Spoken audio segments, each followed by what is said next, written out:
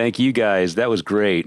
Really enjoyed it. Incredible. And I meant every word I said about Yeah. growing up in San Antonio and Legs Diamond concerts just being such a huge... That's a cool place to grow up, and it's such great music.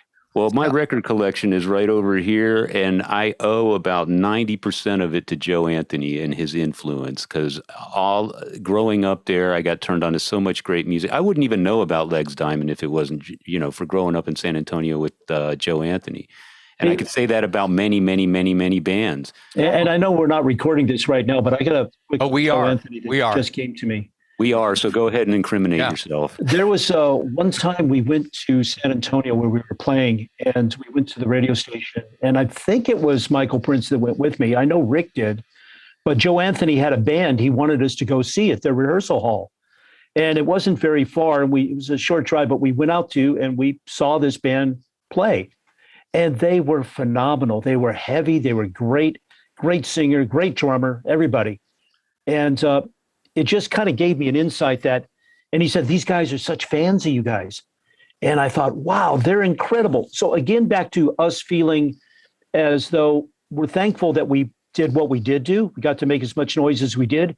And back to what I said about there's so many great bands out there that never got the opportunities that we did. So therefore we should be thankful and not be disappointed. And that was another example. This band was great. I don't remember the name, and I don't think they ever got a record deal, never heard of them again, and they were fantastic. So there was plenty of bands out like there. But I think he did that to show us the kind of musicians out there that are Legs Diamond fans, that they're not just people that, don't know music. They know how to rock themselves. And I just remember that because Joe Anthony was an awesome person. Yeah, yes.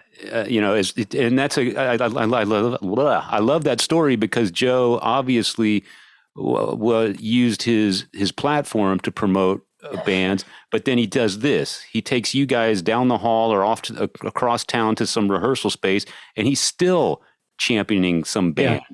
But this is, minus the radio and the broadcast and all that. That's just a guy who loves music and he wants you to hear. He wasn't afraid. He wasn't afraid to play local bands on his show. Yeah. No, and I think it was another moment of be proud of how well you guys are doing here because the people here know what they like. Listen to them when they play. They're great. Yeah. So it was a good eye-opening event. Yeah. So we do this segment on the Talk Louder podcast, and we don't really have any deadline unless you guys have to go tinkle. But so listen, we do this podcast on the podcast. We do this thing we do this thing called like what got you hooked.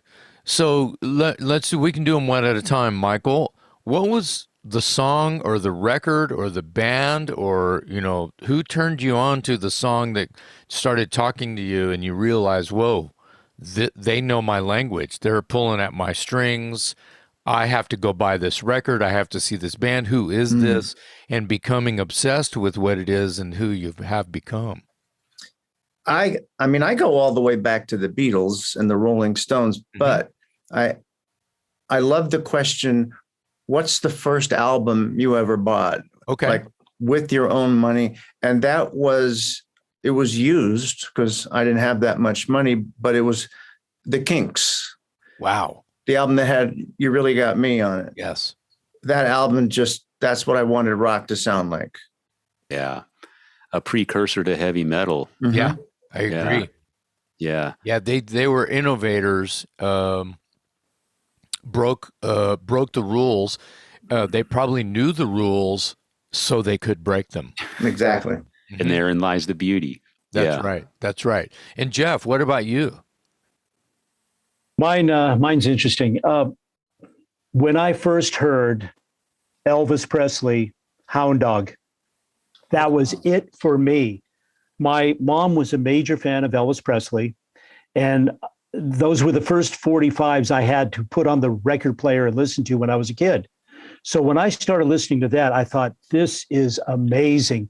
So naturally, we went to all of his movies. We had all of his records as they came out. And fortunately, I was able to see him live one time, and probably one of the best shows I've ever seen. But when I heard Hound Dog for the first time, and it still does it to me now, as soon as I hear it, it's like instantly this is what cool is all about. Yeah. Yeah. And but as far as listening to an album that made me want to be a drummer, I'm going to go with Cream's first album. At the time, I wanted to be a guitar player, but I grew up in the San Francisco Bay Area, and there was a ton of great guitar players and really not that many really decent drummers. But I wanted to be a guitar player until I heard Toad for the first time. And I went, that's it. That's what I want to do. I want to be a drummer.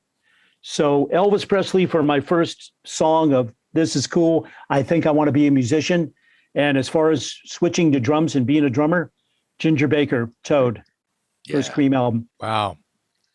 All right, I got to add this then, because you were Elvis Presley. You made me think of this. The first record, and somebody gave it to me. I'm like 10, 9, and I have this little mono record player.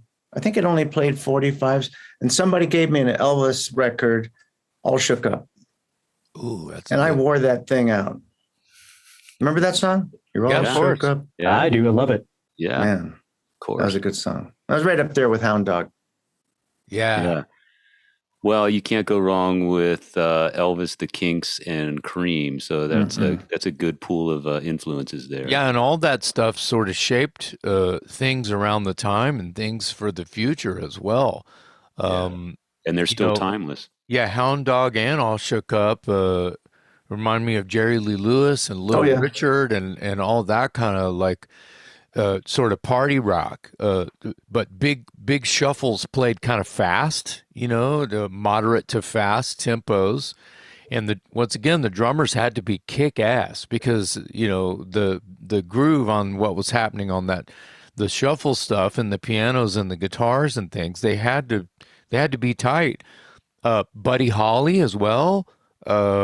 It goes and goes and goes with that style. AC/DC wouldn't have a foot to stand on with any of the people that you guys have just mentioned. Yeah. So None of us would. you're right. You're right. You're right. 145.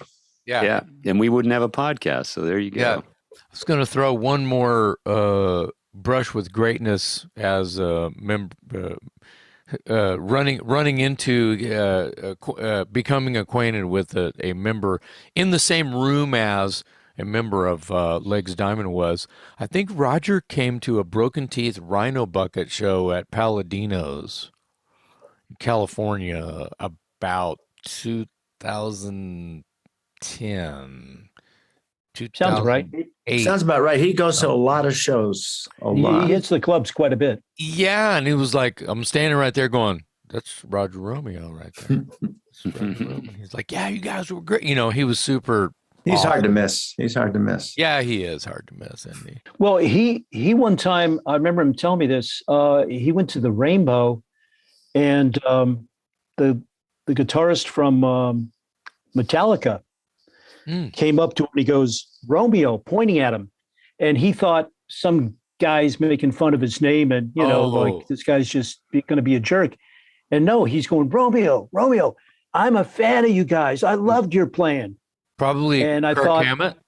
Yeah, it was, yeah. Kirk Hammett, yeah. And I said, Roger, those guys do know us. I used to use Lars drums when I would go up to the Bay Area when they were still a Bay Area band. Wow. And sometimes I would jam with my buddies and he would let me use his drums. Wow. So totally great guys. That's huge. But no, they knew of Legs Diamond. So he's like, oh, he was surprised. Well, you and Lars might be officially the biggest Deep Purple fans I've ever met. Yes. I was happy that he got to introduce him at the Hall of Fame. He may have paid someone to do that, but yeah, well, it was a good one though. It was good. Ian Pace kind of made fun of him a bit. We said I didn't realize you could talk, something like that. The Talk Louder podcast here, we did a Deep Purple family tree episode. I can't remember how many hours long it was, but it was huge, and we just scratched the surface. And what we kind of did with it is, it's a bit ridiculous that we did this, but basically started with the tree trunk, right? And like you got a tree trunk, but then we went all the way out to the tippy tip of the branches and even the leaves. And anyone who's ever played with anyone who's ever played with anyone who ever has played with Deep Purple, it's intergalactic. It's beyond stars. Yeah, and I won't even say a name because I could point this way and someone's standing they've been over there around played for with someone an who awfully just- long time. Yeah, right. it's and all the incredible. offshoot bands and the offshoots of the Yeah, offshoots. Rainbow. And Rainbow was one of the best bands ever. Now, we were friends with Richie Blackmore when he first started Rainbow, and that was with Ronnie James Dio and Cozy Powell. Yep. And like I said, he used to invite us. I think he was dating Susan that Michael mentioned, and we would get invited to his house to have dinner and sit at the table with Cozy and with Ronnie and with everybody.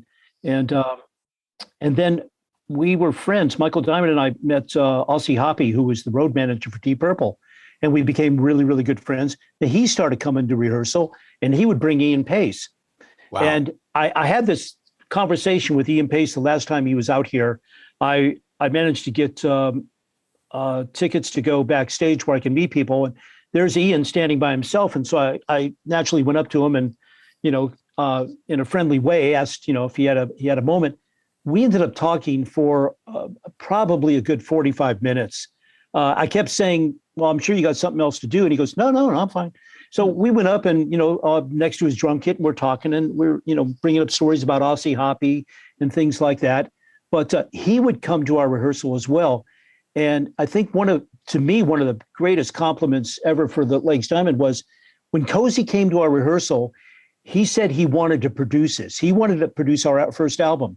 When Ian Pace came to our rehearsal, he wanted to produce this. Wow. And I thought, two of my greatest drum legends that I looked up to. You're like talking to your... want to produce this band. Yeah. I'm in heaven. Yeah. Now, it didn't work out that way, but still I thought, wow, what a compliment, Sure. because I could have worked with people that I absolutely adore.